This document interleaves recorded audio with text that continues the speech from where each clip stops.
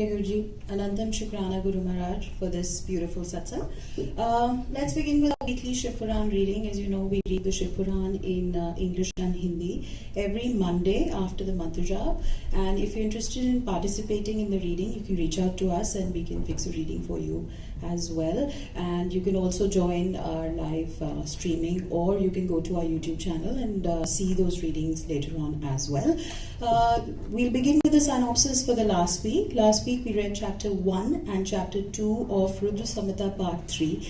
In this we read that Narad asked Brahma that how did Sati, who forsake her body in Daksha's sacrifice, how was she born as Himalaya's daughter, and how did she secure Lord Shiva as her husband? So to this Brahma said that when Parvati was actually sporting about in the Himalayas with Lord Shiva, as a matter of fact Sati was doing that, so Mena saw her and thought of her as her own daughter and treated her and loved her like that. So when Sati forsake her body in Daksha's sacrifice, that's when Mena started propitiating her in Shivalok, and the goddess actually obliged her, and she decided that she's going to be born as Mena's daughter. So that is how she was born as Mena's daughter, and she was named Parvati as suggested by Narada.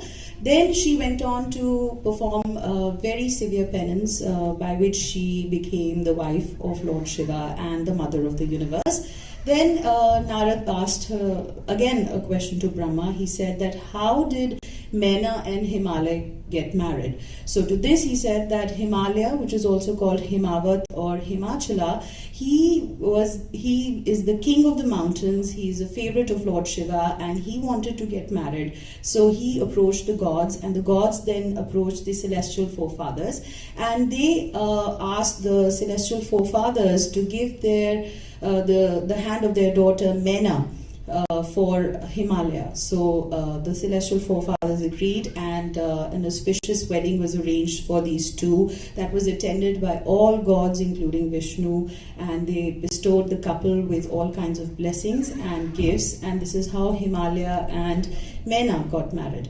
Then Narada asked Brahma that how did Mena incur the curse, the famous curse? So Brahma told Narada that it was Daksha who had Daksha was actually Brahma's son, and he had 60 daughters, and amongst those 60 daughters was one daughter named Swada, and Swada was given away to the celestial forefathers, and Swada had 3 daughters who were mentally conceived. They were not of the womb of Swada, but they were mentally conceived by Swada, and their names were Mena, who was the eldest one, then Dhanya, who was the middle one, and the last one was Kalavati, who was the youngest one of all 3. And these 3 daughters, they went to Shwetadeep, which was the abode of Lord Vishnu.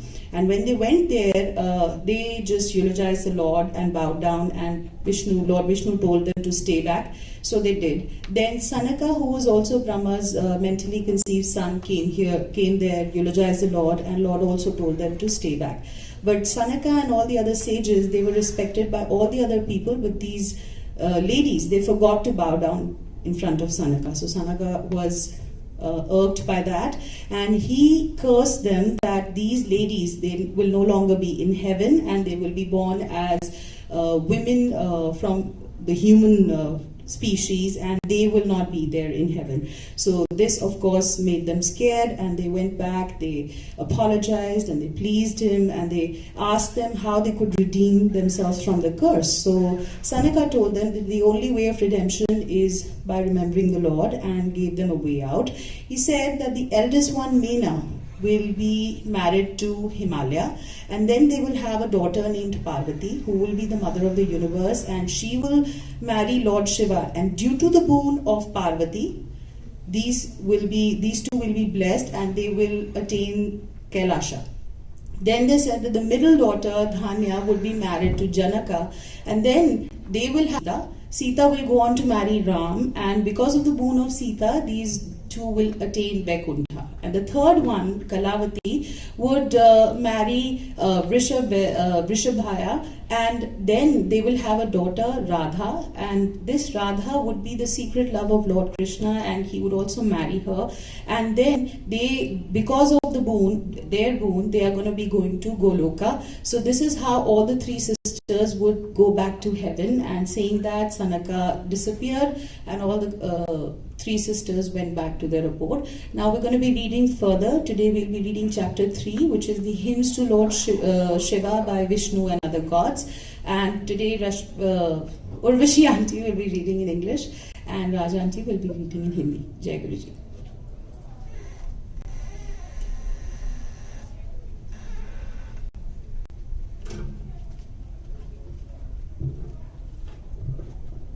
Jai Guruji, Shukrana. Chapter 3, Hymn to Shiva by Vishnu and other gods. Narada said, O Brahma, the best of eloquent ones, of great wisdom, please tell me, what is the subsequent story of the good auspicious mountain? You have narrated the wonderful story of the auspicious antecedents of manna, the details of the marital rites to our herd. Please continue the subsequent narrative. After marrying Manna, what did the mountain do afterwards? How was Parvati, the mother of the universe, born of her? How did she secure Shiva as her husband after performing a severe penance? Narrate all these things in detail regarding the glory of Shiva. Brahma said, O sage, lovingly listen to the auspicious glory of Shiva, on hearing which even a slayer of a Brahmin becomes pure and attains all desires. O Narada, there was great pomp and ceremony in the three worlds when Himachala returned to his abode after marrying Manna. The delighted Himachala too celebrated a great festival. With good intention he worshipped and revered Brahmins, kinsmen and others. The contented Brahmins returned to their respective abodes after blessing them. The kinsmen and the others also returned. The delighted Himachala sported with Manna in his cozy abode, Nandana and other parks, as well as in several nice places. At that time, O sage, Vishnu, the gods, and the noble-souled sages approached the mountain. On seeing the gods after their arrival, the noble Himachala bowed to them gladly and honored them with devotion. He praised his own good fortune. With the head bent down and palms joined in reverence, he eulogized them with great devotion. Himachala's hair stood on end, and tears of love fell from his eyes. O sage, after bowing to them, the delighted Himachala spoke thus to Vishnu and other gods. Himachala said, Today my life has become fruitful, my good penance has become fruitful, today my knowledge has become fruitful, today my sacred rites have become fruitful. I have become blessed today. My entire kingdom, my wife and family have become blessed. Everything has become best. There is no doubt about it. Wherefore have all of you come in a body? Lovingly command me, considering me your own servant. Brahma said, On hearing these words of Himachala, Vishnu and other gods considered their affair fulfilled and were delighted. They spoke. God said, O Himachala of great intellect, please listen to our beneficent words. We shall gladly tell you why we have come. O Himachala, the mother of the universe, Uma, who was born as Daksha's daughter, became Ruth's wife and spotted for a long time on the earth. On being disrespected by her father, Sati remembered her vow, abandoned her body and returned to her own region. O Himachala, this story is well known in the world. You too know it. If this takes place, it will be an asset to all gods as well as to you. The gods too will be under your control. Brahma said, On hearing these words of Vishnu and others, the delighted Lord Himachala said, So be it, and worshipped them with respect. After instructing him in the method to be followed with great devotion, they approached Uma, the consort of Shiva. They stationed themselves in a good place and remembered the mother of the universe, and bowing to her repeatedly, eulogized her with devotion. The god said, O goddess Uma, mother of the universe, resident of Shivloka, favorite of Shiva, O great goddess, O Durga, we bow to you. With great devotion, we bow to the illustrious energy, the holy, the tranquil, the holy nourishment, and the one with the forms of Mahat and the Avyakta. We worship you, Shiva, the cause of welfare, the pure, the gross, the subtle, the great goal, and the one delighted with the inner and good learning. You are faith, fortitude, and prosperity. You alone have control over everything. You are the splendor and energy of the sun, illuminating your own universe. We bow to her who promotes robustness in all the beings of the universe, from Brahma to a blade of grass in the whole cosmos. You are Gayatri, the mother of the Vedas, Savitri, Saraswati, the sustenance of all the universe. You are the triad of the Vedas, having dharma for its form. You are sleep in all living beings. You are hunger, satiety, thirst, splendor, brilliance, and contentment. You are the delighter of everyone forever. To those who perform meritorious actions, you are the goddess of fortune. To the sinners, you are the eldest sister, the deity of ignominy. You are peace for the universe and the mother sustaining lives. You are the essential feature of 5 elements. You are justice in those who uphold justice. You are endeavor personified. Of the Rig Veda, you are the invocation. Of the Yajur Veda, you are the blending knot of the mantras. Of the Sam Veda, you are the song. And of the Atharvana Veda, you are the measure of time. You are the final goal. She who is the Tamsika power of all the gods, she who is visible in the Rajaska quality of the Creator, she who is heard by us as the benefactress, and of the form of Shiva is eulogized here. Let us bow to her who is interested in residing on the Vindhya mountains, who is clever in the playful activity of affording protection to Ashtanga Yoga, who is devoid of cessation and who acts like a raft that enables the crossing of the ocean of worldly existence with its terrible miseries. May she be pleased with us for keeping up the sustenance of the world, she who in the form of slumber that is extremely exhilarating to all born in the universe, extends pleasure in the nose, eyes, face, arms, chest, and the mind.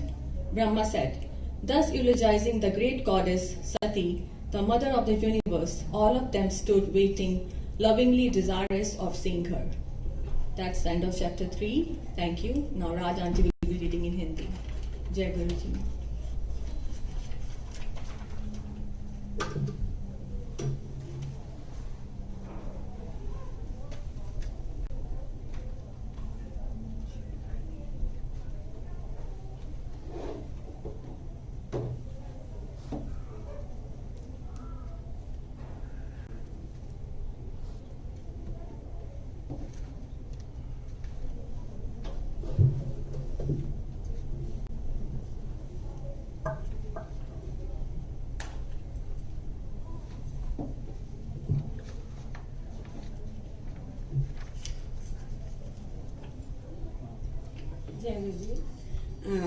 Thank you, Guruji, for giving me another chance to read Shiv Mahapuran अध्याय 3।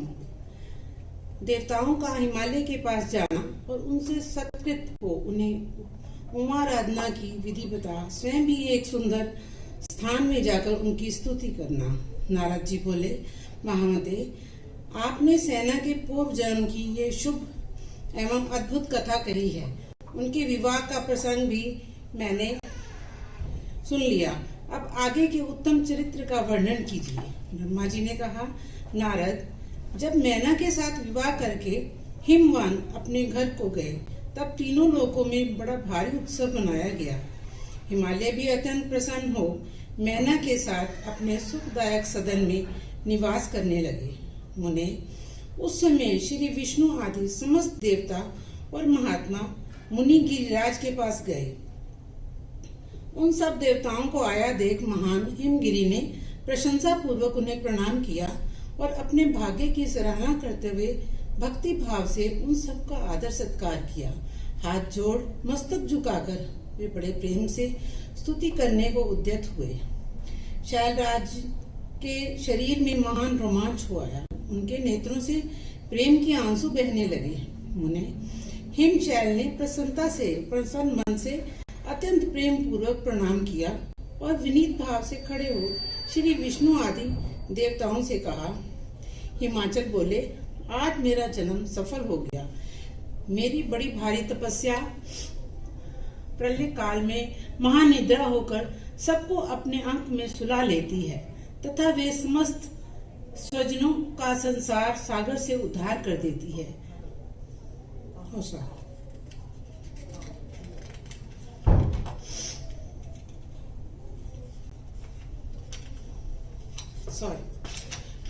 सफल हुई। आज मेरा ज्ञान सफल हुआ और आज मेरी सारी क्रियाएं सफल हो गई। आज मैं धन्य हुआ, मेरी सारी भूमि धन्य हुई, मेरा कुल धन्य हुआ, मेरी स्त्री तथा मेरा सब कुछ धन्य हो गया। इसमें संशय नहीं, क्योंकि आप सब महान देवता एक साथ मिलकर एक ही समय यहाँ पधारे हैं। मुझे अपना सेवक समझकर प्रसन्नता पूर्वक उचित कार्य के लिए आज्ञा दे। हिमगिरी का ये वचन सुनकर वे सब देवता बड़े प्रसन्न हुए और अपने कार्य की सिद्धि मनाते हुए बोले। देवताओं ने कहा, महाप्राज्ञ हिमाचल, हमारा हितकारक वचन सुनो। हम सब लोग जिस काम के लिए यहाँ आए हैं उसे प्रसन्नता पूर्वक बता रहे हैं। गिरिराज, पहले जो जगदम्बा उमा दक्ष कन्या सती के रूप में प्रकट हुई थी और रुद्र पत्नी होकर सुदीर्घ काल तक इस भूतल पर क्रीड़ा करती रही, वे ही अंबिका सती अपने पिता से अनादर पाकर अपनी प्रतिज्ञा का स्मरण करके यज्ञ में शरीर त्याग अपने परम धाम को पधार गई। हिमगिरे, वह कथा लोक में विख्यात है और तुम्हें भी मन ही मन प्रसन्न हो आदर से झुक गए और बोले, प्रभु, ऐसा हो तो बड़े सौभाग्य की बात है।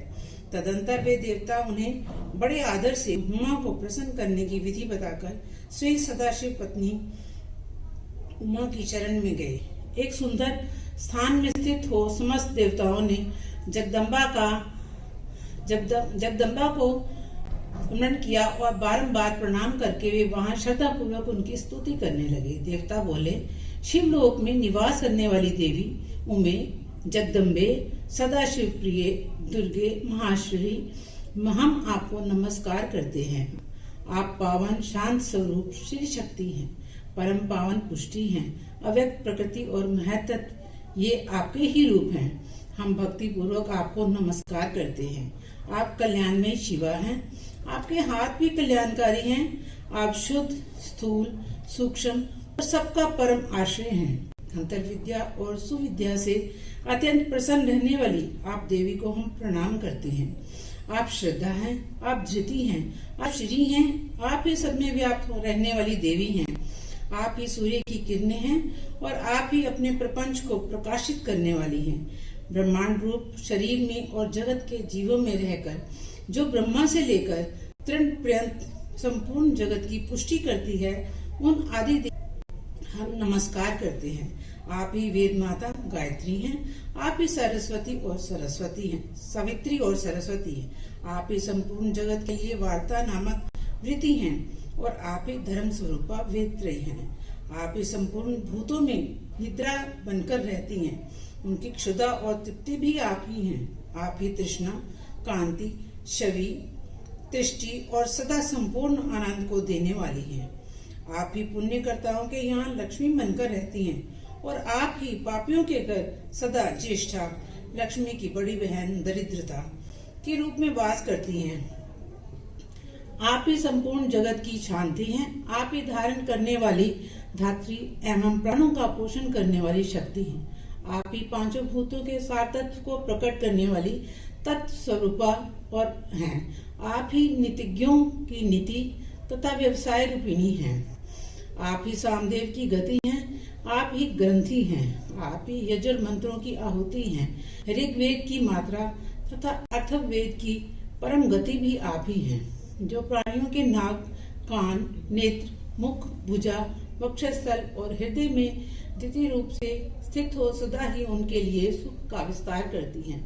जो निद्रा के रूप में संसार के लोगों को अत्यंत सुभग प्रतीत होती हैं, वे देवी उमा जगत की स्थिति एवं पालन के लिए हम सब पर प्रसन्न हो। इस प्रकार जगजननी सती साध्वी महेश्वरी उमा की स्तुति करके अपने हृदय में विशुद्ध प्रेम लिए वे सब देवता उनके दर्शन की इच्छा से वहां खड़े हो गए। जय गुरु जी। Thank you. अध्याय 300।